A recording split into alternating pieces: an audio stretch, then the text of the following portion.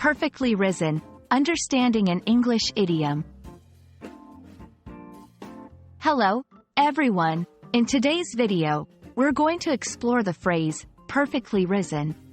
This is a commonly used expression in English, especially in contexts related to cooking and personal growth.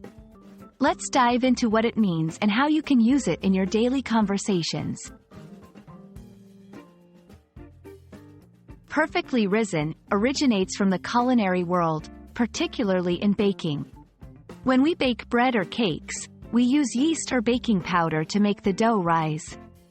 If the dough rises just right, we say it's perfectly risen. This means it has achieved the ideal texture and volume.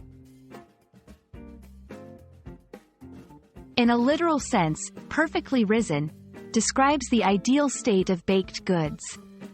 It's when bread, cakes, or pastries have risen to the right height and have the perfect texture. This phrase is often used by bakers and chefs to denote something that's been executed flawlessly in the baking process. Beyond cooking, perfectly risen is also used metaphorically. It can describe someone who has reached their potential or achieved success after a period of growth. For example, when a person overcomes challenges and succeeds, we might say they have risen perfectly to the occasion. Let's look at some examples. 1. After years of hard work, her career has perfectly risen. 2. The cake has perfectly risen, just like the recipe promised.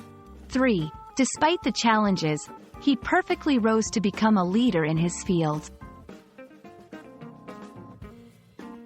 Understanding phrases like perfectly risen can enrich your English vocabulary and help you appreciate the nuances of the language.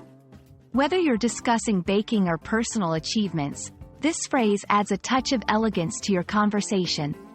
I hope this video has been helpful, and I look forward to seeing you in the next one.